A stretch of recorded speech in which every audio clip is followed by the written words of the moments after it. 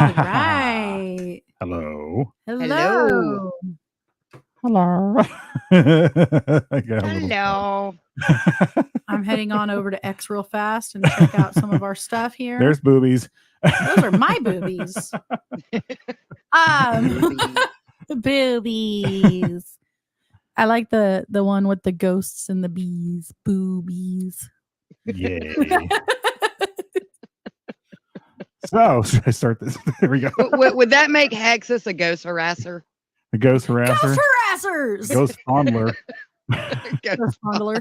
Ghost fondler. So, Hello. okay. Go ahead. Hello and welcome. This is I fucked up. Hello. This is You Can't Sit With Us, and I am Hexus Daemon. That is Akia Daemon, and there is Mother Daemon. And this episode, what did I put up there? Oh, we are. What did I put up there? Yeah, there we go. Oh, wait. Our cheers are running a little late. Woo! What is it? Honor Never Dies. That's what I put. Honor Never Dies, the Memorial Day special. This is kind of like last minute. It was pretty It last was. minute. We were talking today and I was thinking about, the funny part is actually my therapist. I got the idea from him. Because he asked, what holiday is on Monday? I said, Memorial Day. Ann Arbor Yes. Day. No, I was kidding. Well, because he was like, Ann Arbor Day. Memorial Day. It's my favorite tree day. But he was like, is it Because Labor I Day am or the Memorial Day? Lorax. And I was like, well, Labor Day is in September, so it's Memorial Day. Well, Mhm. And technically, Ann Arbor. I mean, like if you are why? feeding if you are watering the tree of liberty with the blood of tyrants. Ann Arbor Day would not be Arbor Day. Just saying. I don't know what it is. It's just that you hug a tree day. That's what they. I know what it Look is. at tree day. No. Ann Arbor is like a place in Michigan or some Oh. shit. Well, what day is the tree day? Arbor? Arbor. Is it Arbor Day? Yes, not Ann Arbor. There's Ann Arbor, Michigan, and the's Arbor Day. Whatevs. Whatevs. Anyway, there's Arbor Day. Was it so? Yeah. Yeah. Okay. So I am looking for where we are here. So today I was talking to my therapist and he asked, like, what holiday is it that's coming up on Monday? And we were like, oh, it's Memorial Day. So I started thinking and I looked at him and I went, oh, thank you. And he goes, what? And I was like, you gave me an idea for something when we had barely any clue what we were going to do. And he was like, you're welcome. He was a little confused, but I was like, no, you don't get it. I have the perfect subject. And so I was like, why do we have Memorial Day? Because of the people, the men and women who fell in battle. Yes. We remember them. So what better to talk about than war? And what better war to talk about than one of like the big ones? Besides the Revolutionary, yes. Yeah. The big one. That's what, Or like the one most- of the biggest. The most recent biggest. Yeah, Yeah. there we go. Yeah, the biggest actually. There's a lot Well, of. she was talking about the revolution. Oh, It would technically be the biggest, actually. was it? Yeah. Yeah. Huh. The Revolutionary, the Civil, and then, of course, the one we're talking about tonight, which is World War II. Oh, yeah. Yep. So, Back when we were fighting the British. I think you've got that confused. yeah. But Maybe- you know what? At least with World War II, we're not sitting there going, the Germans are coming. The Germans are coming. One They- light by land, two lights by sea. Oh, shit. They'd be speaking Australian if it wasn't for us. Again, I think you got that one wrong. Nobody expects the Germans coming. Dun, Nobody dun, dun. Australian The Spanish Inquisition. Inquisition. No. The Australian Inquisition because of emus. Oh, that's right. They The lost Great fucking Emu War. Twice Twice. in 1932. The Australians had a battle against the emus, and the emus won. Like if an Twice. Australian has a knife, watch out. That's the one they don't talk about. If they have a rifle, I think you can just keep running awkwardly at them, and they're not going to be able to hit you. I'm pretty sure they're like stormtroopers. Do the Manson dance. They won't be able to hit you. Sorry, Pogo. He's probably going to show up now. Sorry, Rhea Ripley. We love you. Sorry, Pogo. We love you. But you lost the freaking emus. You guys lost emus.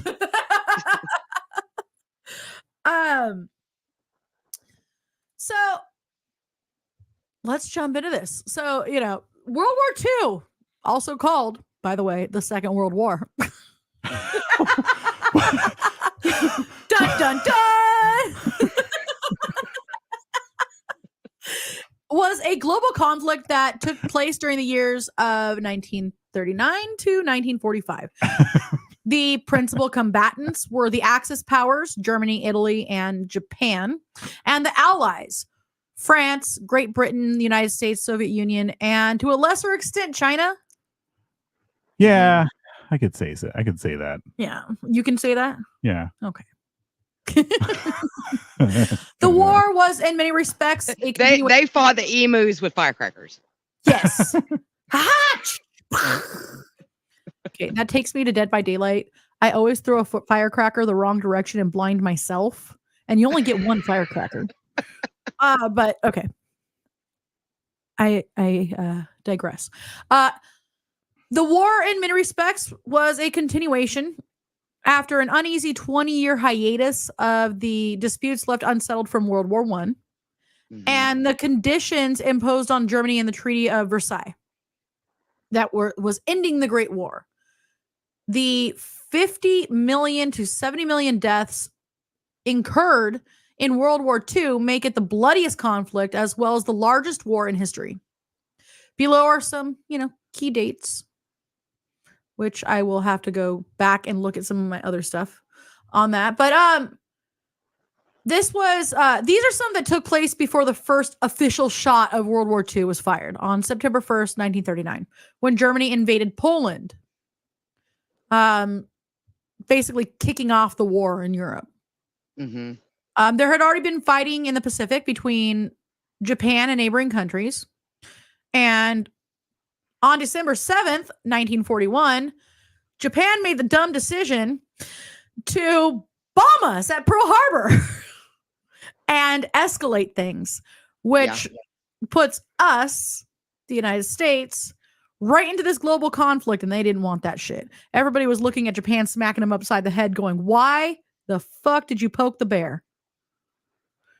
No. Well, we were somewhat involved in the background, but we were, for the most part, publicly pretty much neutral at that point.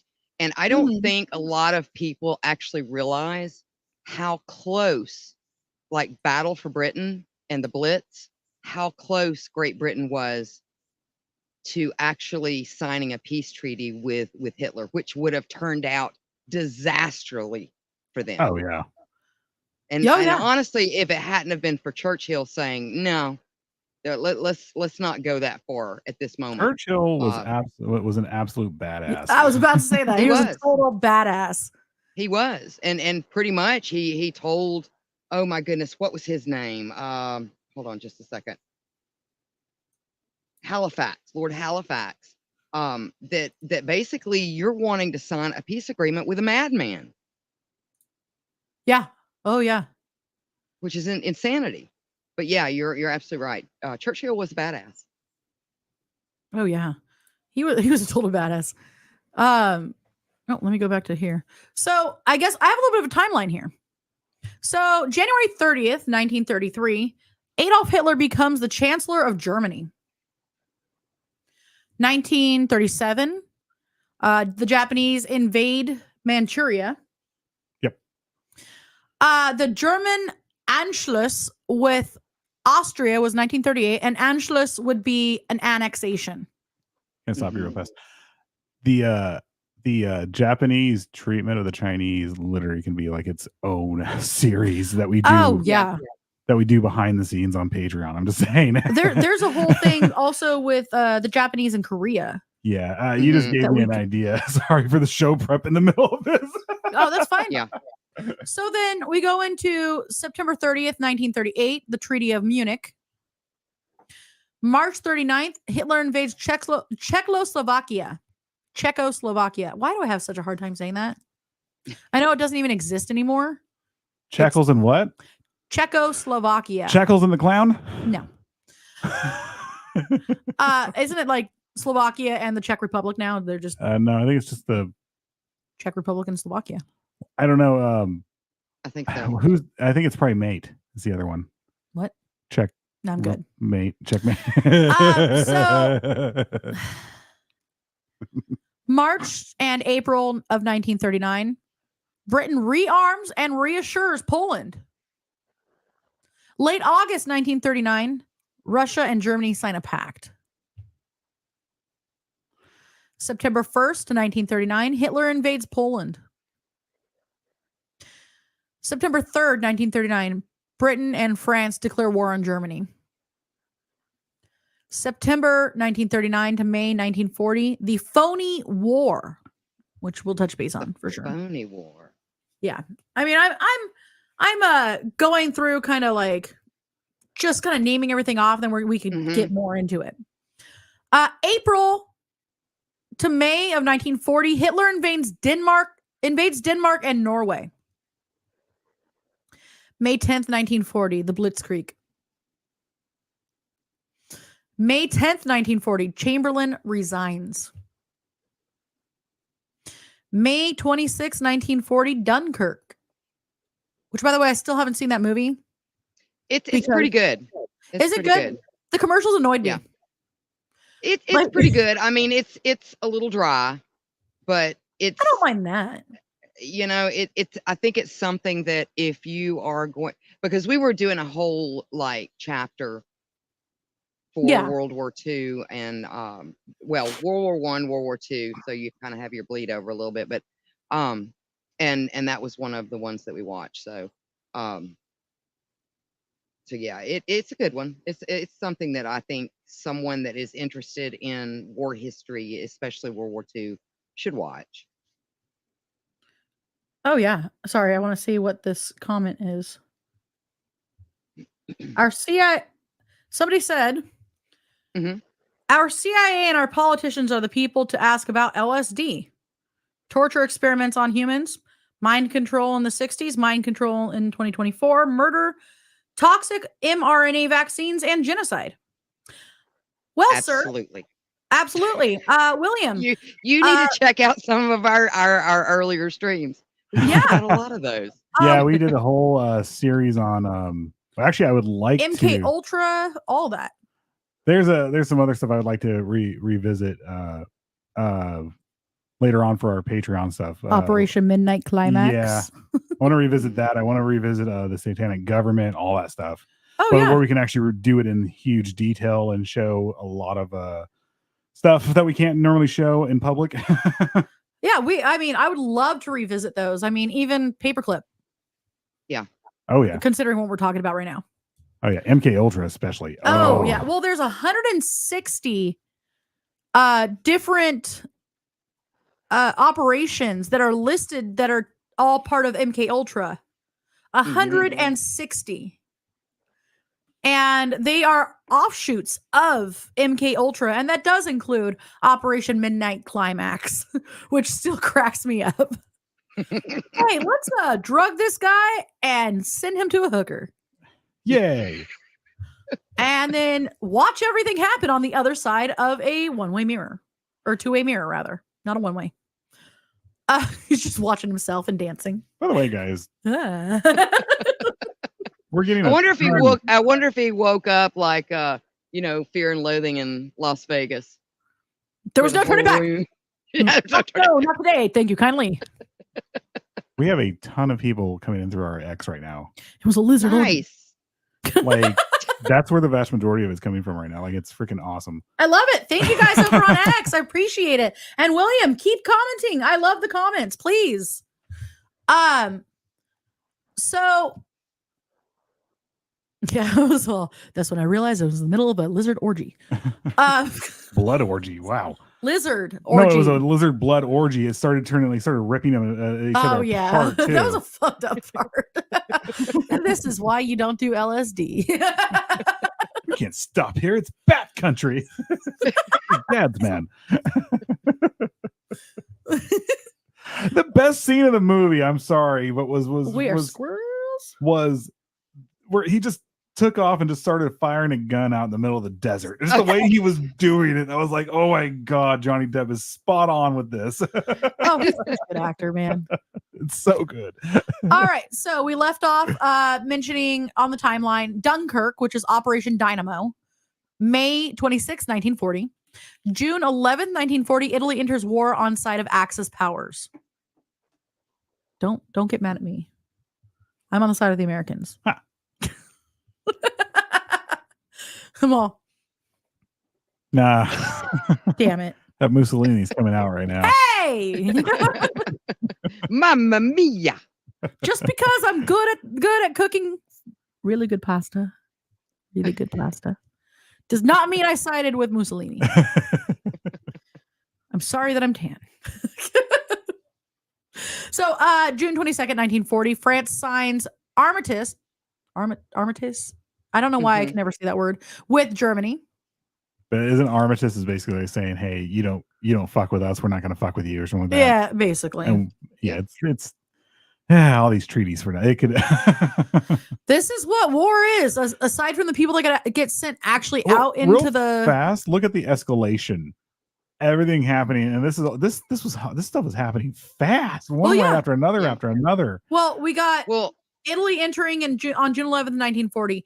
France signing the armistice with Germany on June 22nd, and then between July 10th and Halloween in 1940, it's the Battle of Britain. Well, and from what I understand, like it took less than a year and I know we're going to talk about, the Pacific Theater in a minute, but it took less than a year for Great Britain to realize, holy shit, we have got to start worrying about stuff, because they were already being pushed out of the rest of the continent. So yeah, it was very fast. Oh, September 22nd, 1940, the Tripartite Pact. December 40th, British rout Italians into North Africa. Early 1941, Italy and Germany attack Yugoslavia. Hey, Yugoslavia. Sorry. Well, why was that with an Italian? You sound like Mario. Right? I was like a bad Italian accent. I was trying to my cousin Vinny. I'm sorry. The Yugoslavia. What exactly is a grit? I don't want grits, man. I love grits. Oh, I want cream of wheat. June 22nd, 1941. Hitler attacks Russia. Operation Barbarossa. Barbarossa, huh? December 7th, 1941. Pearl Harbor. December 8th, 1941. Britain and the U.S. declare war on Japan. April 18th, 1942. Doolittle raiders bomb Japan. Can I just... What did you say? Doolittle. Oh, okay. I thought you said the Doodle Warriors, and I'm like, ooh. The Doodle Warriors! The Doolittle Raiders. How awesome would that have been, dude? I want to... There comes the Doodle Warriors. Oh, right. They're gonna scribble all over your ass. The Doodles! Get them away from the walls. Take the crayons away from them. They're gonna doodle all over the walls. You just run in and draw penises all over everyone's forehead. No, I would. With Sharpies. Like Hitler's forehead. They couldn't put a mustache. I guess they could extend the mustache. They can make it's just a big one right here.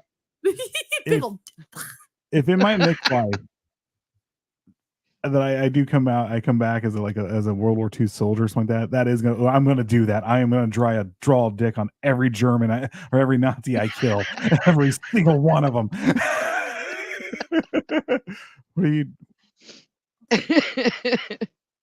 I guess time is cyclical, not linear. I don't know. So I guess that could be a next life, but wouldn't that be a prior life? What were you doing?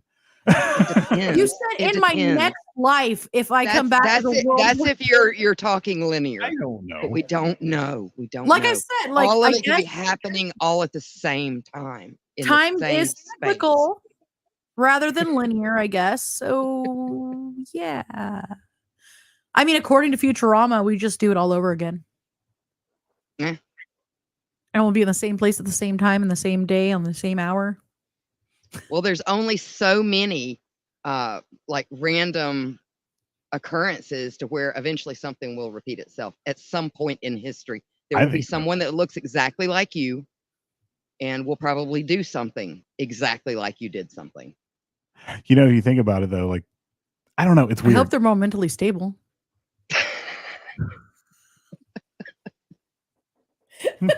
Sorry. All right. So June 1942, the Battle of Midway. August 1942, Allies invade North Africa. October 23rd, 1942, Battle of El Alamein. November 1942, Battle of Stalingrad. Allies push into North Africa.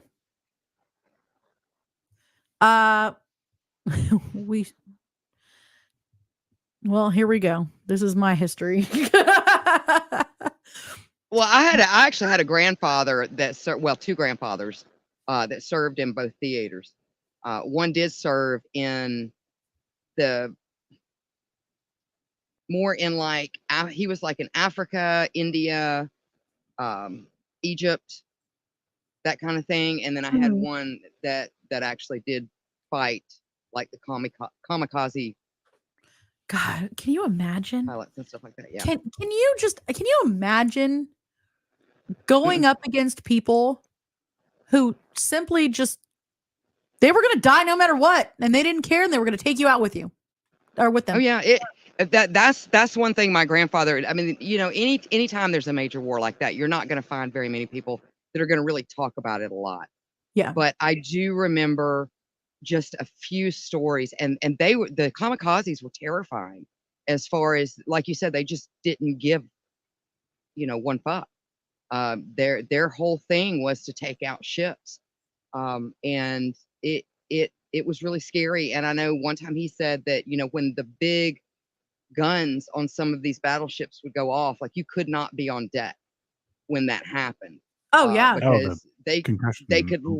Oh, bad. They could kill you. They could hurt your internal organs so badly. Yeah.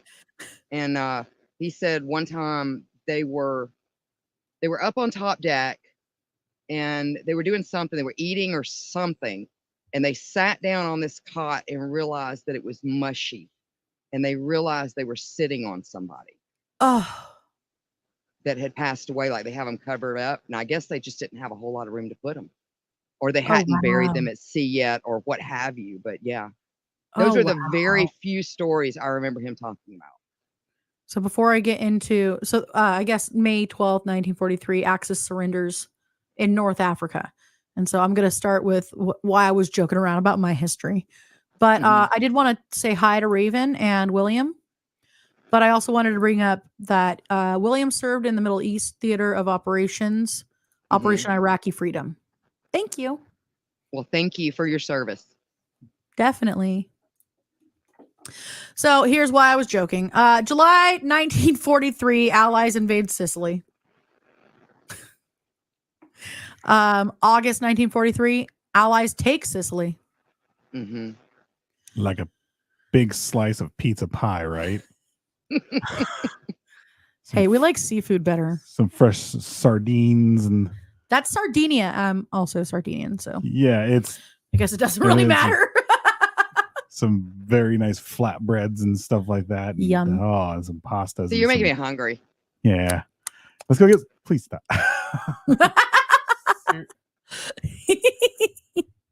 September 3rd, 1943, Italy surrenders. November of 1943, Allies meet at Tehran. If you guys don't know where that is, It's in Iran. And lasagna.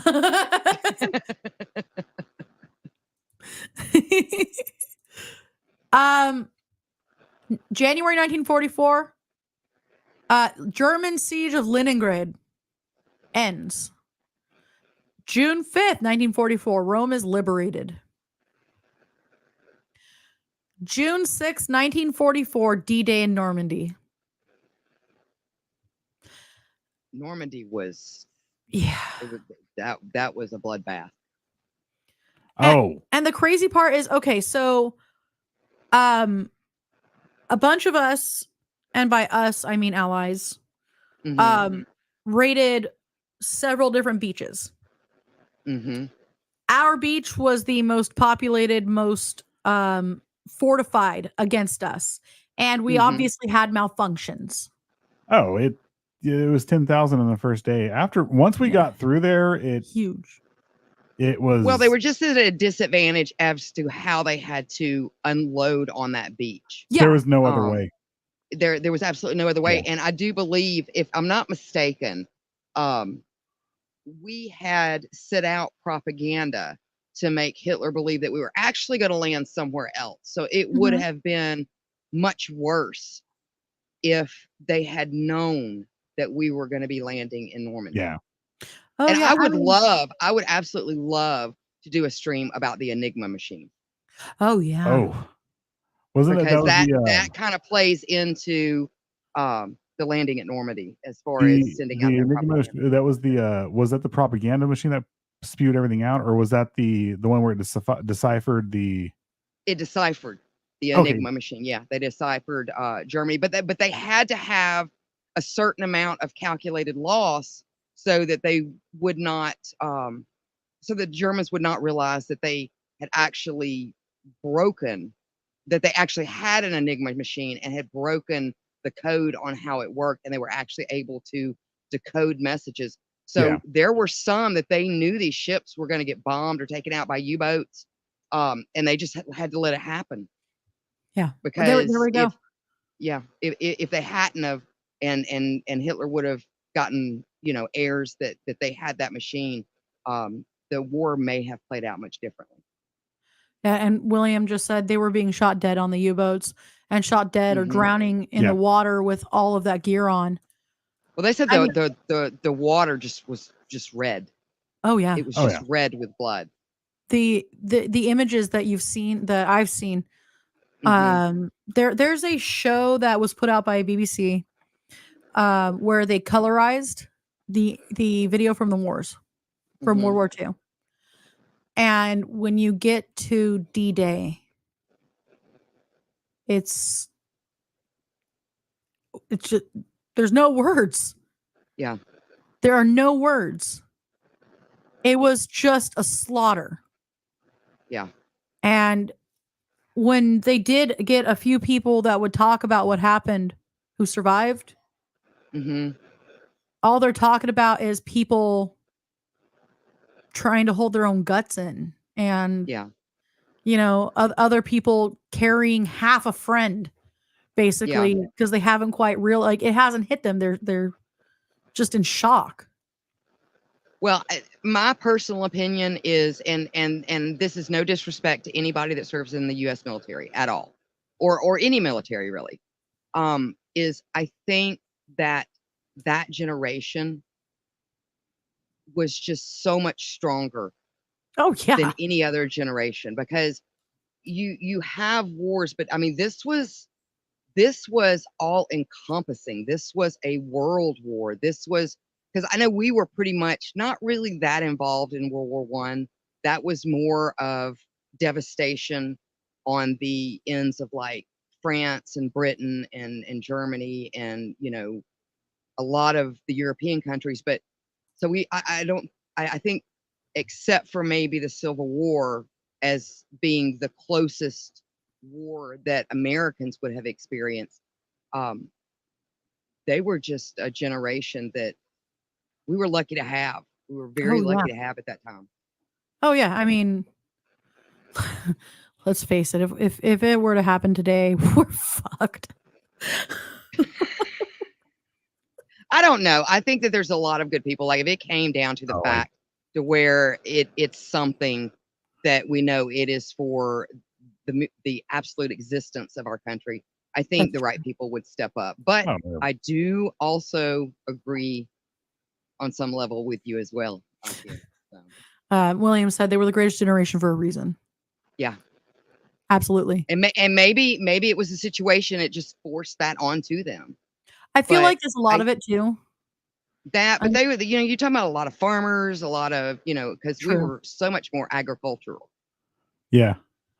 I mean, I feel like it was kind of a combination. These were people who were already like salt of the earth, hardworking people.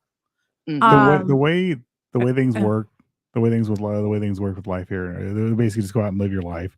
A lot of people went out, and at the time there were big cities and everything, stuff like that, but when you lived on the outskirts or you lived out in the woods, you still basically lived like it was like the 1800s. Yeah, these guys were hunter gatherers. That's why we had the best snipers, because they're all like they're all hunters, farm boys and stuff like that, going out and shooting.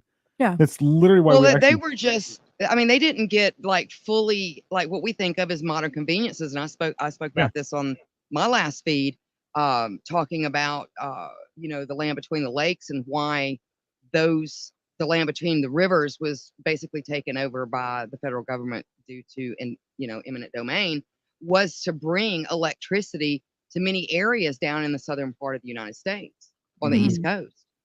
So and that didn't finish up until almost mid 1960. So you had a lot of people that were still without electricity at that point. These were hardened people, is what I'm trying to say. Oh yeah. There are places over here people were living in Bakersfield because anybody called an Okie is from Bakersfield. Or also an Okie from Oklahoma. No, seriously, we were called Okies here specifically because of the Dust Bowl and stuff like that. That's why. And that was all the farmers and stuff like that, because we had all the people coming over from Dust Bowl working in the farms and stuff.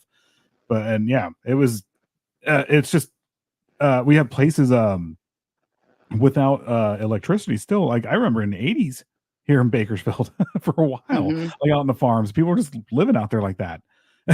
Well, that's how it was in some of the Appalachian regions. I mean, maybe I think for the most part that kind of came to an end, like you said, kind of in the 80s.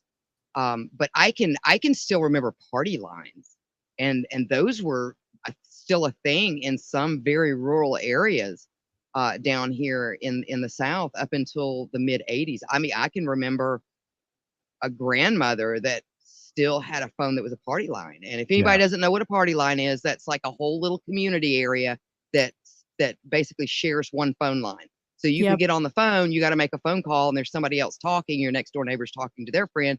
You'd have to say, look, I've got to make an emergency call. Could you get off the line so I can make an emergency call? Yeah. I remember rotary phones. Oh yeah. You could if you dialed them fast enough and hung up, it would ring back, and we used to get my grandparents with that all the time.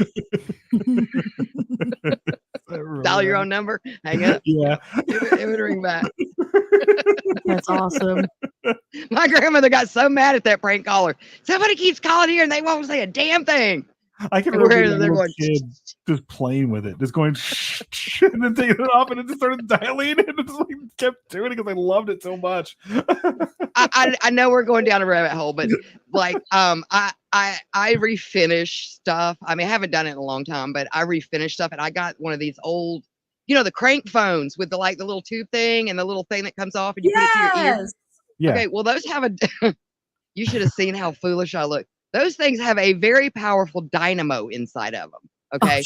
And so I had cranked this thing up like 30 minutes prior to going, oh, I need to clean the dust out of this thing. I stuck my finger in there and pow! Man, that thing knocked me for a freaking loop. John was walking by and he was just laughing. He's like, I bet you won't stick your finger in something like that again, will you? Shut up.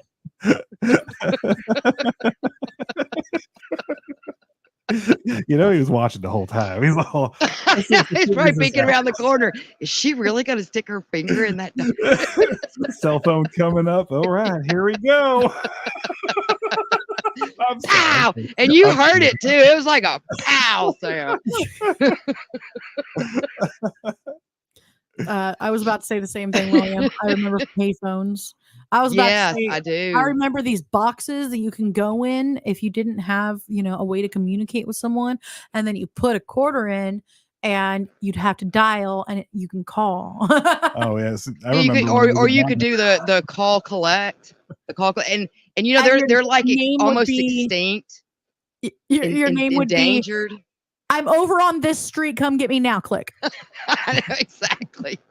But I know with Odd Daughter, like we went somewhere, and it may have been when we went to Spook's Haunted House. We were going over to Alabama, and we saw one somewhere, and it was like an endangered species. Look, there's a payphone. Oh, when you get up in the mountains here, there's no cell phone reception, but there's still like little communities and stuff like that. There's payphones there. So really, it's insane to see. Well, because that way you can still call out. They still also have the call boxes along the canyon roads and everything. All the way up. It was every 3 or 4 miles or so. They still have a call box on the main highways and everything over there. So we do have one area that still has call boxes. Yep. Raven said prank calls were great before caller ID. That was what Star 86 was for.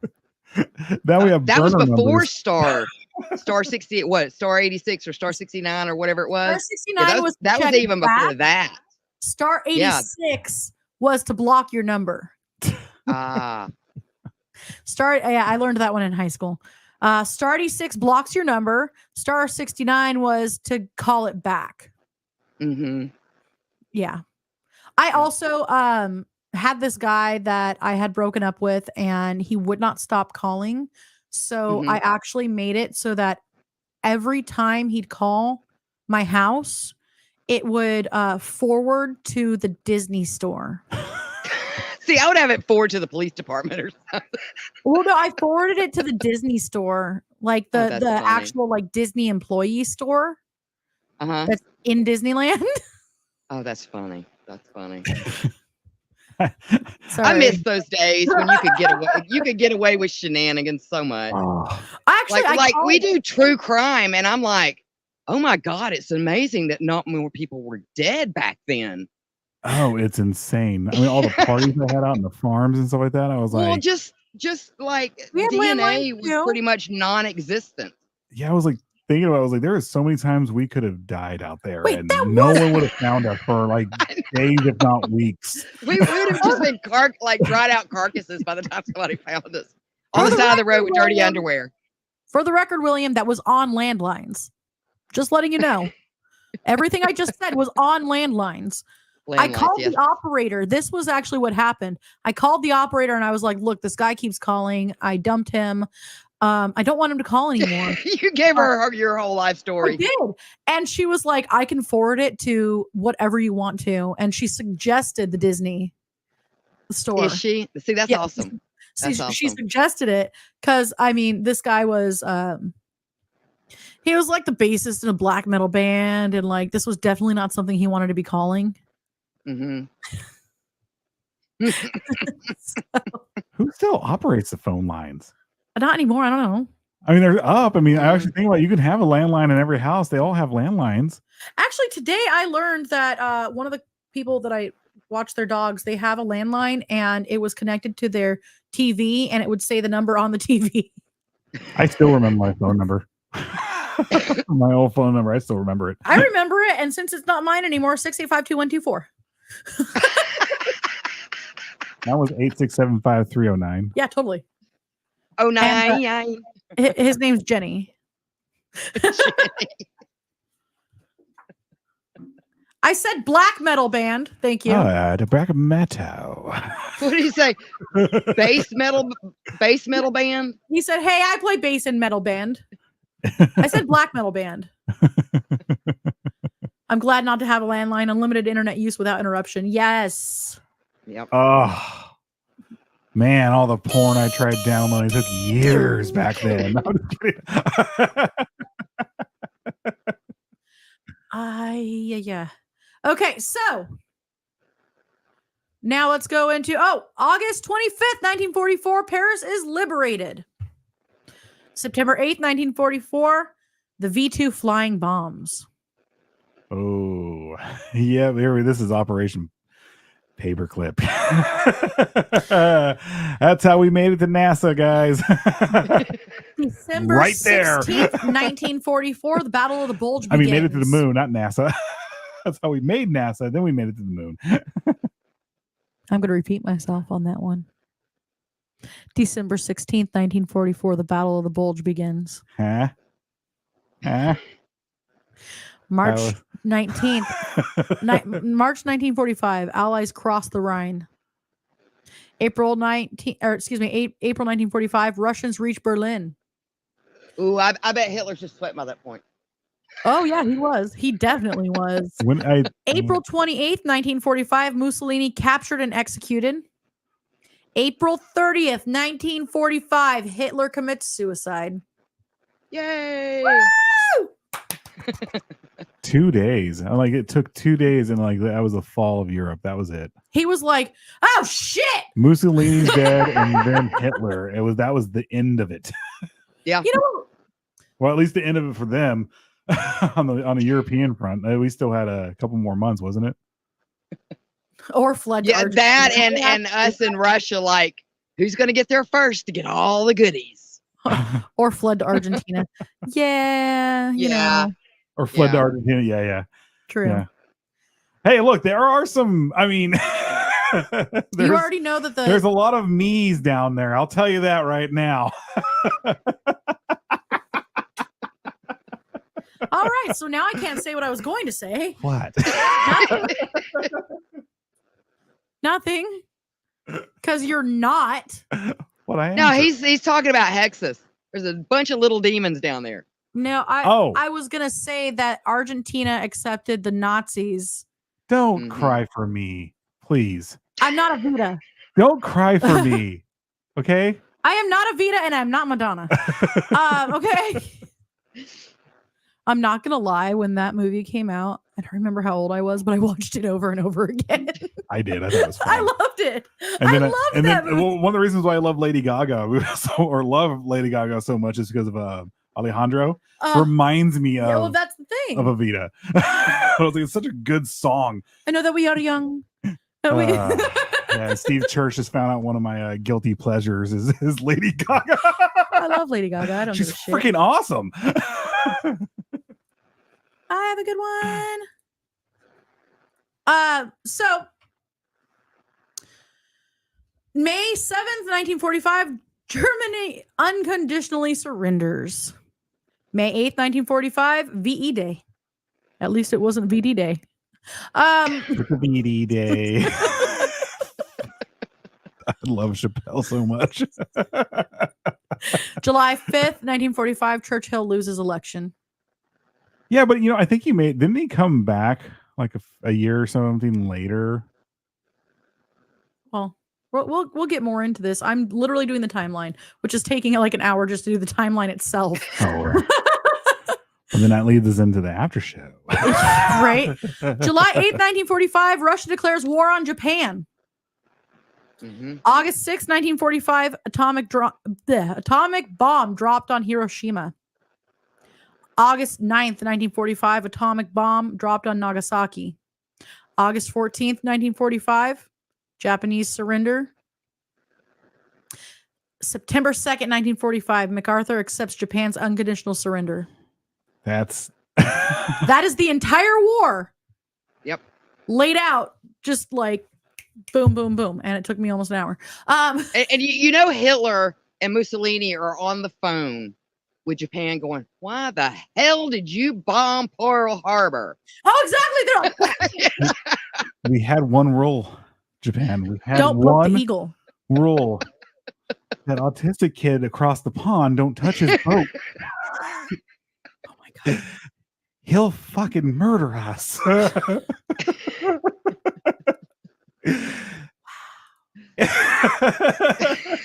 Just fucking wow, babe.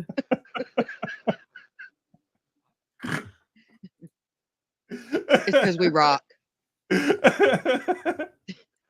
I don't think I'm going to read this one yet. Oh, I think we can save that one for the after show. To be It is actually on a Jewish website. Okay.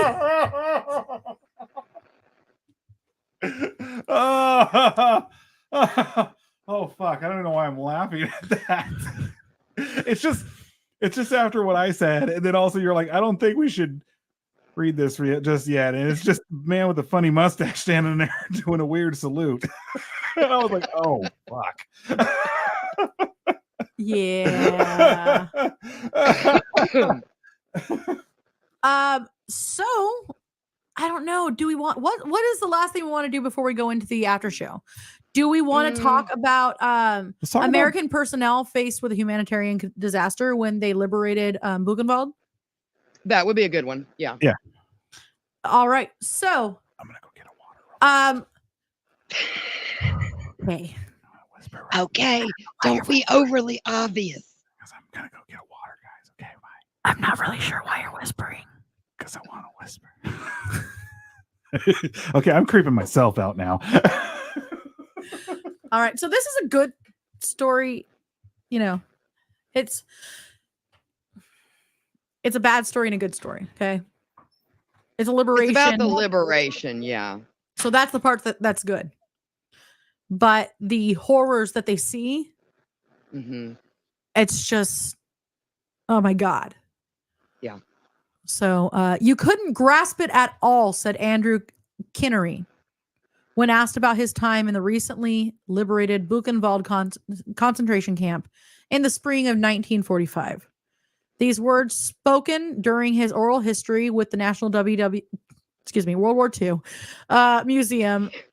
I was like WWE? WWHTPP. With the National World War II Museum.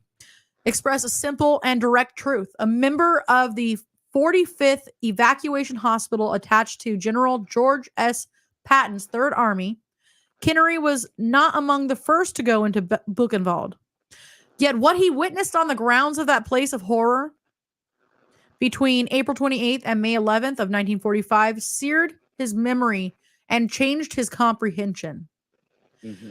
I can't really describe it. To tell you how horrendous it was to see these people treated like animals, even worse than that.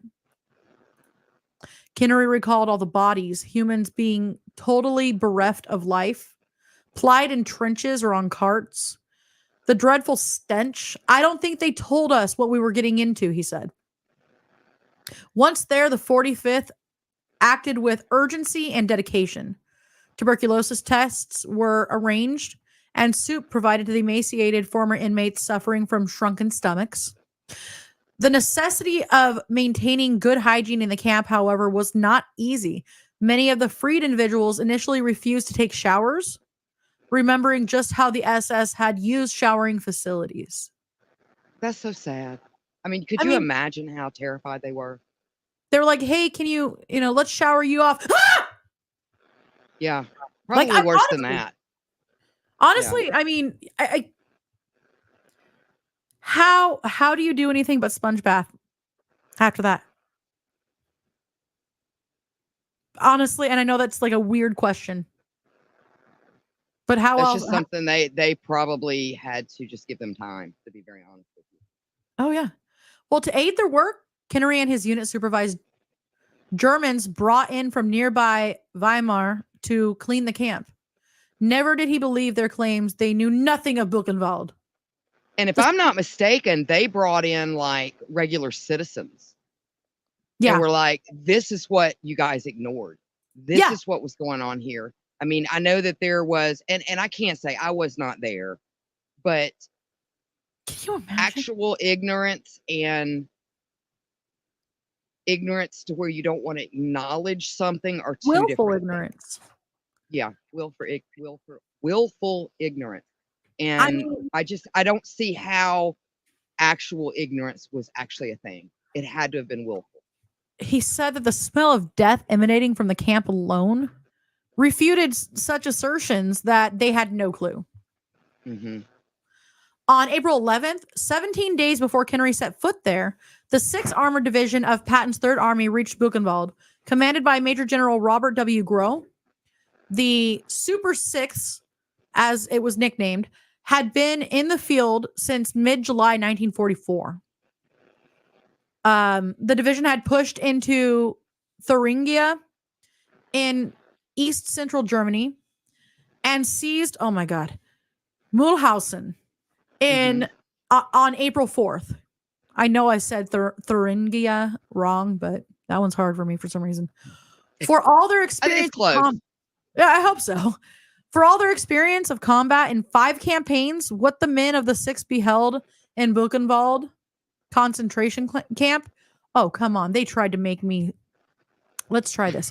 Buchenwald Konzentrationslager.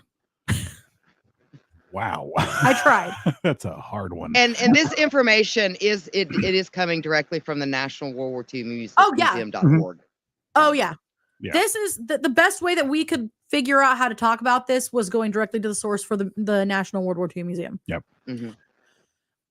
So on the afternoon of the 11th, what they saw truly horrified them. It was catastrophic, yet it also was no shock because they had been in the midst of war for over a year at this point. They had seen a lot of things that people shouldn't have to see. Exactly. Yeah. A week earlier, on April 4th, troops from the 89th Infantry Division, 4th Armored Division, and the 602 Tank Destroyer Battalion overran Ohrdruf, a recently established subcamp of Buchenwald. While most of the nearly 12,000 inmates of Ohrdruf had been moved, many of the main camp, the hundreds of corpses found in various stages of decomp, testified to the true essence of the Nazis. The inspection of this appalling sight on April 12th by Dwight D. Eisenhower, Omar Bradley, and Patton has become an integral part of what Americans learned about liberation. After the inspection, Eisenhower, it must always be remembered, declared, "We are told that the American soldier does not know what he is fighting for. Now at least he will know what he is fighting against." Yeah. Evidence of what they were fighting against struck like an avalanche in the following days. Buchenwald was the first of the major concentration camps of Greater Germany to be liberated. Established in 1937 on the northern side of the Ettersberg, a hilly forested area, it was only 4 miles northwest of the famed Thuringian city of Weimar, a locale associated with the great German writers Johann Wolfgang von Goethe and Friedrich Schiller. In fact, Johann Wolfgang von Goethe, I was reading some stuff that we mentioned him a couple episodes ago because he talks about psychology. He specifically talks about basically dark psychology. Right. During my visit to Buchenwald in June of 1998, this is coming from the person writing right now that wrote this. I, like so many others, was amazed by the beauty of the surrounding region and the heritage of humanism linked to Weimar, and yet a short distance away stood an SS-run concentration camp where 56,000 men, women, and children were murdered or died of maltreatment, exposure, starvation, or illness. And this is where the willful ignorance comes in. There is no way. And I get it. I know a lot of people were terrified because they knew that, the Nazis would turn on them just as quick as they turned on anyone else. Because honestly, when Hitler first came into power, most of these camps were filled with communists and people that dissented against Hitler before he actually started moving in on the Jews specifically. Yeah. So originally planned to primarily isolate political opponents from German society, the Nazis deported about 10,000 Jews to Buchenwald after Kristallnacht in November of 1938. The SS soon incarcerated Roma and Jehovah's Witnesses there. The camp also held convicts, Hostility between the politicals and common criminals grew very quickly. Once war began, a large number of Polish and Soviet POWs, resistance fighters from many parts of Europe, and forced laborers swelled the ranks of Buchenwald. As the Red Army drove deeper into Poland in the winter of 1944 through 45, inmates from Auschwitz, Birkenau, yeah, I said that right, were transported to the camp.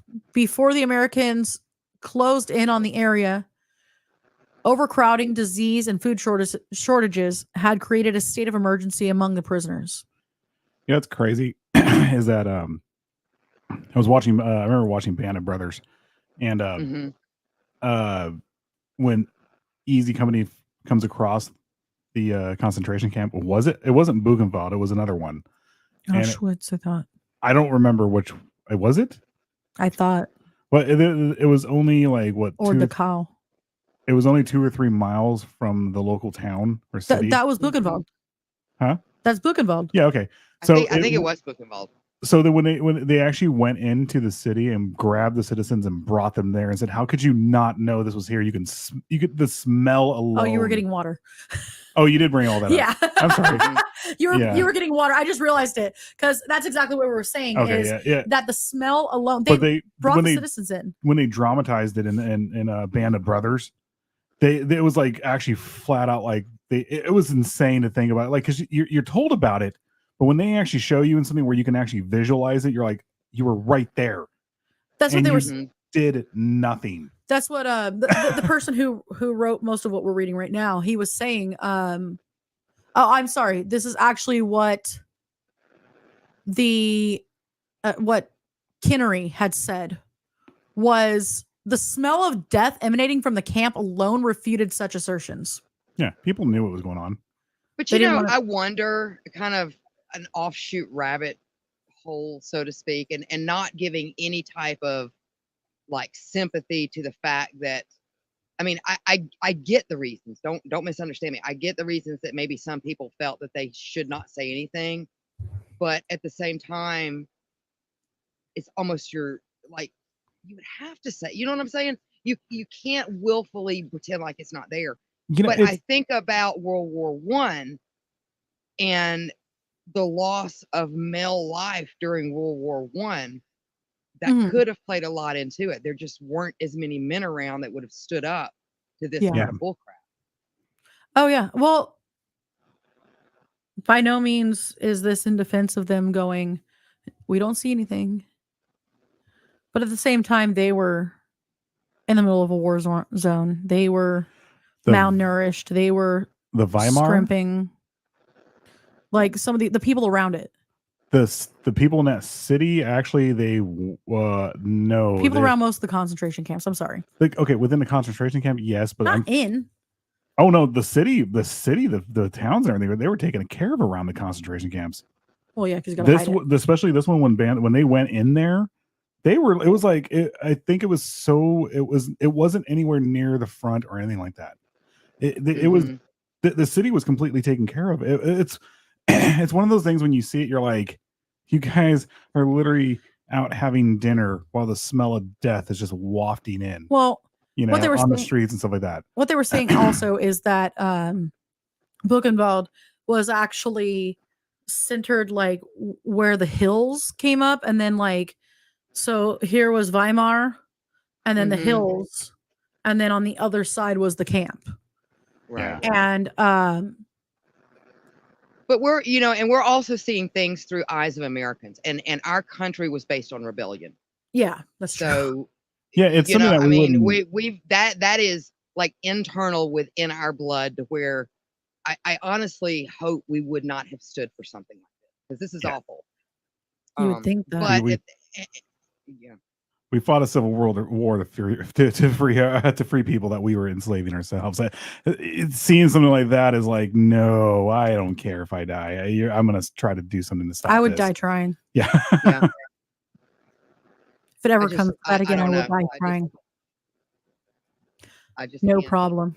Raven asked if we have seen the Tattooist of Auschwitz. Not yet. I've been looking forward to. watching it though. Have you seen it? No, I have not. I've been seeing it pop up, and it's something that I actually really want to watch. I just haven't had the opportunity to. Vice, what's up? Yeah, you didn't see when I was all Vice. I did And see it. I was Nadine. waiting to say hi. Hi. Hey, Nadine. So, here we go. A massive evacuation effort by the SS preceded the arrival of the Americans on April 11th. Historian Dan Stone reports that camp personnel removed 23,000 inmates by train to Flossenburg, Dachau. And, Flossenburg, Dachau. And, fuck you, Seth MacFarlane. Every time I hear it, I think of Seth MacFarlane. Dachau. Yeah. See? Haha, you get it. It's a slaughterhouse for animals. Theresienstadt. Just the way he did it. I can never say that. Theresienstadt. Other inmates put the number evacuated at somewhere around 26,000 to 28,000. They left behind around 21,000 human beings. Wow. About 4,000 of them were Jews. 850 of them were children. Oh yeah, the Nazis weren't. They didn't give a damn about that. No, they didn't care. They were monsters. Within Buchenwald, an international camp committee led by communists had prepared to greet the U.S. forces. Listening clandestinely to radio reports, inmates realized that the Americans were close. They had done everything they could do to hinder the evacuation when Commandant Hermann Pister and the last of the SS fled late in the morning of the 11th. The prisoners distributed weapons along that had been hidden from the Germans, including rifles, machine guns, and hand grenades, and took control of the watchtowers. Think about this, guys. These people had been starved, beaten, tortured. They were barely standing, but they heard that the Americans were coming, and they fought. Mm-hmm. They took control of the watchtowers. I mean, that's bravery right there. Yeah. Because, I mean, these people were literally on death's door. Well, and and sadly, I mean, the Jewish, I don't want to say community, but the Jews themselves have unfortunately been scapegoats just for a lot. So many historical events. Because I know that there was issue, during the Black Plague. Where they use them as scapegoats. It's just very, very sad, in my opinion. And as we had spoken about before, how it actually had to do with their cleanliness. Mm-hmm. That was the reason why they weren't. Can you believe getting that? It. Like, exactly. During the Dark Ages, like, it was so ass backwards that they thought if you cleaned yourself too much, you were of the devil. Yeah. Like, legit. Like, I'm not even. Yeah.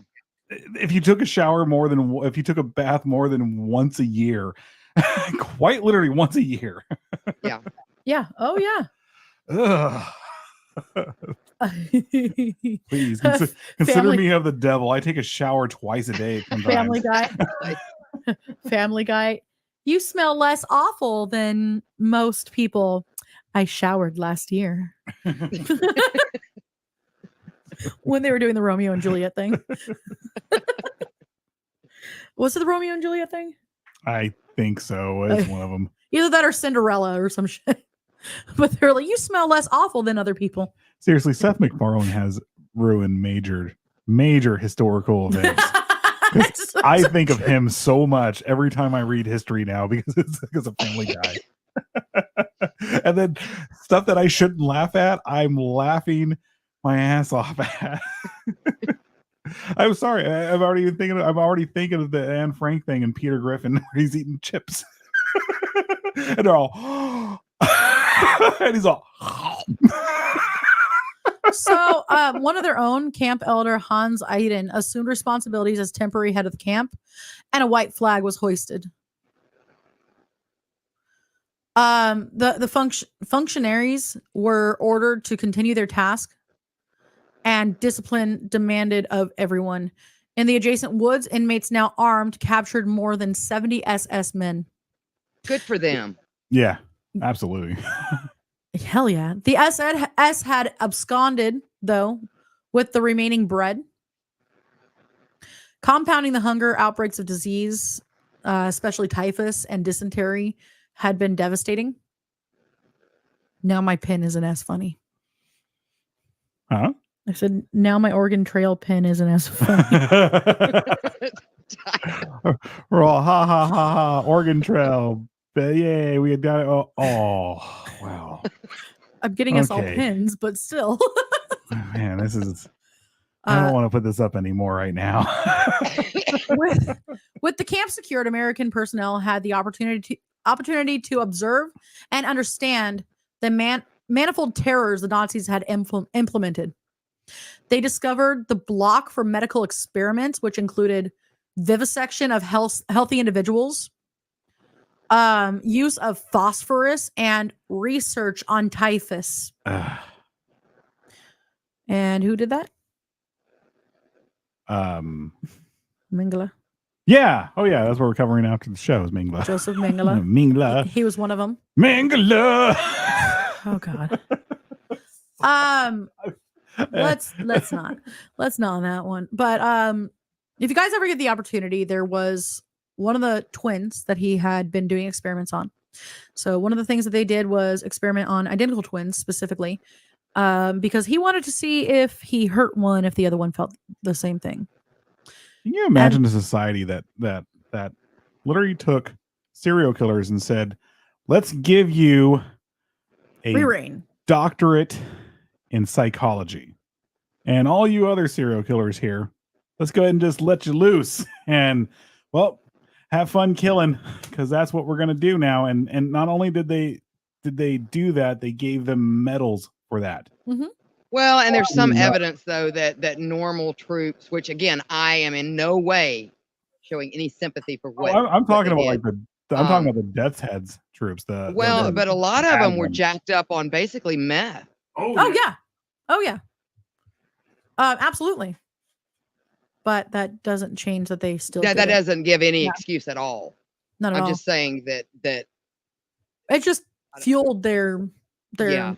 I mean, Mengele alone literally he was a serial fucking killer, and these experiments that meant nothing. It was him just taking pride in what he was in being a murderer and just murdering fucking people. Yeah. Well, what I was gonna say like I hope in hell they're experimenting with pineapples with Mengele. Oh yeah. Big ones. Big. He's not allowed to small ones. Big floppy pineapples too. No, not floppy whatsoever. No. Hard as fucking spiky. No. And him and Hitler have to take turns shoving them up each other's asses. There you go. While in French maid outfits. Yeah. Franche. So I was gonna say there is a woman who was making the circuit on the daytime like the interview shows and stuff like that. She was one of the last Holocaust survivors. Mm-hmm. She was one of the twins that was experimented on. And she was talking about how her sister kind of got the brunt of it. But they both got horrible treatment. But like they would send one of them out to freeze and keep one of them, at least somewhat warm. Well, sadly, you have to have your control. That's the way Mengele looked at it. And one for the experiments and one as a control in a lot of situations. The crazy part is they both did make it out, by the way. Mm-hmm. Both of them. But the one who had the brunt of the experiments ended up dying after giving birth to her third child. Mm-hmm. Because it had something to do with her kidneys and renal failure. Her kidneys were stunted to the point where they were still like she was 10 years old. So sad. Wow. And the doctors had even said like, hey, don't have any more kids. I mean, to go through what she did and then to have 3 kids. Yeah. That's a freaking, I mean, that's a, dear God, she's practically a hero. She is. Yeah. I mean, Yeah. she was able to have a life after that. And she's, after everything, because the main thing that I think what they were also experimenting with wasn't ways to ways to actually get more twins. Well, no, not, it wasn't just that, but it was also what is it, sterilization. Oh, like yeah. different ways to sterilize people, and I'm pretty sure that's probably what they were trying with her. Oh, yeah. Right. And she still was like, no, screw you, I was able to multiply. I don't know if the one that was speaking on the circuit, I don't know if she ever had kids. I don't. But one of the things that she was talking about was her therapist telling her to forgive, to write a letter and forgive. Mm-hmm. She flat out looked at him and said, no. I can't blame her. I can forgive. I cannot blame her. Other people involved, but I cannot forgive him. So she did write a letter to Mingala. And it basically, I mean, she didn't say fuck you, but she might as well have. But she listed all the things that happened to her while she was in the concentration camp. Mm-hmm. And she said, and these are the reasons why I cannot forgive you. Mm-hmm. Now I'm not sure if it's the same woman. There was one other one. One other story. Now it could be the same woman. This one is a little foggy for me as far as who it was, but I think it was her because it had to do with forgiveness. Mm-hmm. She did. Yeah, it is her actually, because she did, however, make contact with one of the guards of the camp. That's when you're telling me about later on. Yeah. She did, in fact, make contact with one of the guards. Her family and his family met up at the tracks in Auschwitz. And she flat out said, I forgive you. For everything you did, I forgive you. I honestly don't think I could. I don't think I could I either. don't care. I don't care if they were a peon or a higher ranking. I don't think that I could. Not in a situation like that. And I think in certain situations that's okay. I think so too. I will say she's a stronger woman than me. Yeah. Because I wouldn't have even gone over there and met up. Yeah. There's no way in hell. No way in hell. So I guess let's get back to where this actually gets good on here instead of just all the sadness that we've been talking. Because I want this to show that, we liberated them. But, from the inmates, they pinpointed the scattered sites for execution and photographed the 6 ovens in the camp's crematorium. Yeah, that's pretty fucking brutal, man. It's with human remains still present. The colossal task of documenting and communicating what had occurred at Buchenwald had only just began for American investigators. By the way, we're seeing a picture here. Yeah, we can't put it up because this is the podcast side of things. There's no use to put it up even right now. But just know that it's enough to make you cry. Yeah. Well, and you can go to www.national like World War II. It's www.nationalww2museum.org. Yeah, you can see the pictures there. So if you would like to go see the pictures, feel free. So legendary CBS journalist Edward R. Murrow was one of those who came to the camp immediately after liberation, arriving on Thursday, April 12th. 3 days later, he broadcast to audience in the United States a description of what he encountered. A broadcast prefaced with strong warnings about the extreme content therein. Once he entered Buchenwald, the former inmates crowded around him with praised President Franklin Roosevelt. As Murrow related, hearing the appreciation for the president touched him so deeply, since unbeknownst to the liberated, the president died that very day. Oh, wow. The CBS reporter walked into the barracks, once a stable, filled with men from Czechoslovakia. They wished to lift him onto their shoulders to show their gratitude to him and other Americans, but they were too feeble to do so. Many of them remained bedridden. Before stepping out, he counted the names of 242 people who had died in the barracks in the previous month. Out on the campgrounds, Moreau saw terribly weakened men crawling to the latrine and children displaying the numbers tattooed on their arms. In Buchenwald's infirmary, he learned that more than 200 had succumbed to illness or starvation the previous day. The greatest shock that he experienced was the confrontation with 2 rows of bodies stacked like cordwood, to quote him. A phrase that would become, for better or worse, an expression almost ritually verbalized when discussing the Nazi camps. Moreau estimated there were 500 corpses plied there.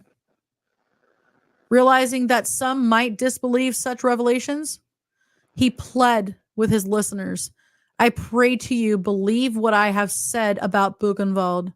I have reported what I saw and heard, but only part of it. For most of it, I have no words." His plea sounds like an anticipation of Kinnery's statement. We see it over and over again when examining the history of the liberation of the camps. How did the Americans respond to this humanitarian calamity as World War II in Europe entered its final weeks? How did the inmates of Buchenwald, now free, start to act again as free individuals?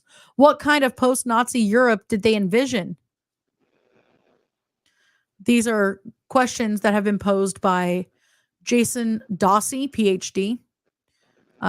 He is a contributor to the National World War II. Well, this article, yeah. Oh, for this article itself. He's the one that was saying that he visited in 2008. I was kind of, my brain went what? Because Jason Dawsey, PhD, is ASU World War II Studies Consultant in the Jenny Craig Institute for the Study of War and Democracy. Okay, Jenny Craig. I don't know went why. From dieting to freaking war. I don't know why that was funny to me. The Jenny Craig Institute for the Study of War and Democracy. It's better than the Derek Zoolander Institute for Kids who can't read good. Liberty? Some liberty. So that is that is where we're going to end the free part of our our episode. Guys, we got the banner here. Put that up for a second. You might want to do that. So God, we could go into so much more here. But we didn't even cover. I thought we were going to cover more of the Pacific Theater. We didn't even get into that. Oh, I know. I thought so too. I thought we were going to do it, and then I went over to Buchenwald. But you know what we Liberation. Can do, guys? If you follow that link below and go to our Patreon right now, what are we doing right now? The dollar tier 2 right now. We're offering this particular stream to all paid tiers. Now we have a lot on our $5 tier. That we do throughout the month, so you'll get a lot of different streams on that with expanded episodes of our public episodes. But this particular stream, we are offering the expanded to both our dollar tier as well as our $5 tier. So head on over there. Make sure though that if you have not visited our Patreon page yet, that you go through your browser and use the HTTP // or // because the app will not pull it up for the first time because we are not safe for work. So you'll actually have to go in and type in the full, patreon.com/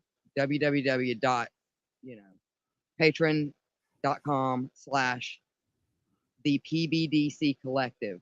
And it should be up on one of our links, or at least you can go to our website. Yeah, and it's on our screen right now. I stopped it from scrolling so that you could read it better. yeah. So with our summer break. Oh, sorry. Yeah, because this is the last one we take before our summer break. I did though. Before we leave, I do want to make a shout out to a new patron that we have. Let me pull this up right here. So we do have a new patron by the name of Blood on Black. So we want to say thank you very, very much for becoming a new patron. Yay! Gives me flashbacks to working at the bar. I know. We have one more episode after this of You Can't Sit With Us, and then after that we'll be taking our Okay, so we do have one more. Isn't that our FBI one? I think so. FBI profiling. Especially with that episode, we're gonna have stuff on our Patreon. And then over the summer, we're going to be doing, I know I'm going to be doing stuff for our Patreon. I'm pretty sure all of us are doing stuff for our Patreon, for the Patreon. And that will be exclusive content on the $5 tier. You said it. There might be some bonus You Can't Set with You episodes on that too, if we come together and figure some stuff out. Can you repeat that one more time? Bonus You Can't Sit With Us episodes? Yeah, there we go. There you go. Sorry. You said you can't sit with you. You can't sit with us. Sorry. I did say that, didn't I? That's what I saw, huh? Yep. Some good gory stuff. Oh yeah. So right now, we would like for you guys to head on over to our Patreon. Again, it's right down there. The $1 tier today. This is usually the $5 tier, but $1 tier today because this is a major one. Yep. Yeah. So love you guys all over on the other platforms. X, you are showing in hot. We love it.